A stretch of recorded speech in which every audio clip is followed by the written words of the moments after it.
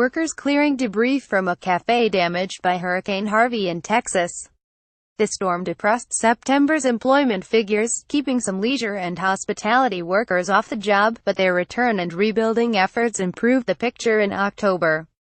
Eric Gay, Associated Press. The Labor Department will release the latest figures on hiring and unemployment on Friday at 8:30 a.m. Eastern Time. Economists surveyed by Bloomberg expect the United States added 325,000 jobs added last month as the economy recovered from a hurricane-driven slowdown in September. Here's what to look for in the report. How big a rebound? The United States lost 33,000 jobs in September, the first net decline in payrolls in 7 years. Those figures were heavily skewed by the hurricanes that struck Texas and Florida, and pretty much everyone thinks the job market got back on track in October. The question is how big the rebound will be. Many economists expect Friday's report to suggest the hurricanes were little more than a one-month speed bump for the job market. Dan North, chief economist at Euler Hermes North America, said that past storms have rarely caused lasting disruptions in hiring. We expect to see a big recovery, which is always the pattern, Mr. North said. Number of people not at work due to bad weather during September of each year. But some economists are more cautious. When Katrina and Rita struck Louisiana and Texas in 2005, it took 2 months for the job market to recover. Some of the weakness in job growth will likely carry over to the survey period in October, said Andrew Chamberlain, chief economist at Glassdoor.com, the job search site. There is one thing most economists agree on: we shouldn't read too much into the numbers for either September or October. Given the effects of the hurricanes, it is probably better to focus on the long-term trend, which suggests continued job growth. Waiting on wage average hourly earnings rose 12 cents an hour in September.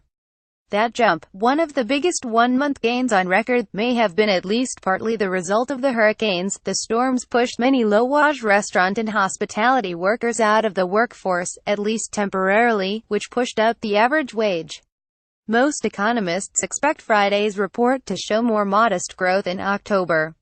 Over the longer run, wages have been rising faster than inflation, but slowly by historical standards. That wasn't a surprise early in the recovery, when there were millions of unemployed workers clamoring for jobs. But now that the unemployment rate has fallen, standard economic models suggest the United States should start to see faster wage growth. We've been lamenting for a year about how we've had this great, really low unemployment rate, and yet the wage growth is not coming up to what we'd expect historically at these levels, said Catherine Barrera, chief economist at ZipRecruiter and JobSite.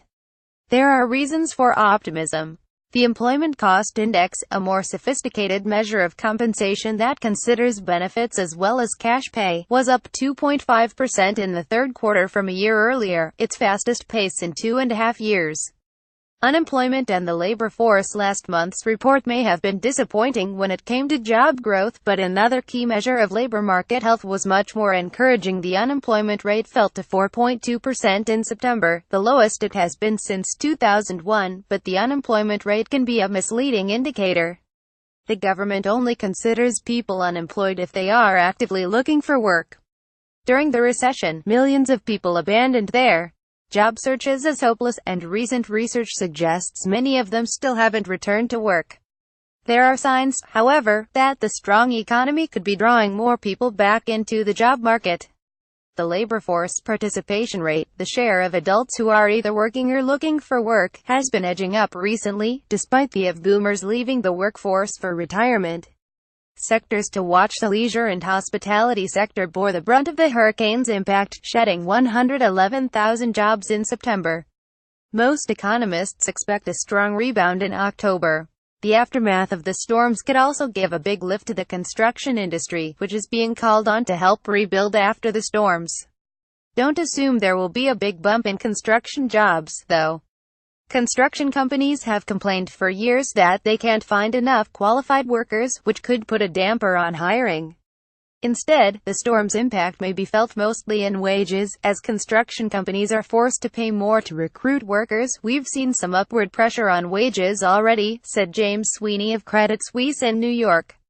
We were hearing some anecdotes of construction firms having troubles finding workers even before the storms, so this only adds to that. Friday's report will also provide the latest update on the state of the retail sector, which has cut jobs for 8 straight months.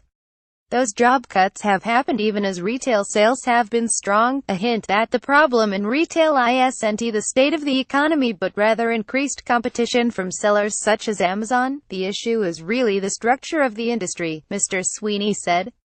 The problem is certain business models are becoming obsolete as the world changes. The economic context, almost no matter the specifics of Friday's report, the big picture remains that the job market is fundamentally healthy, and there is no sign that the broader economic recovery is losing steam.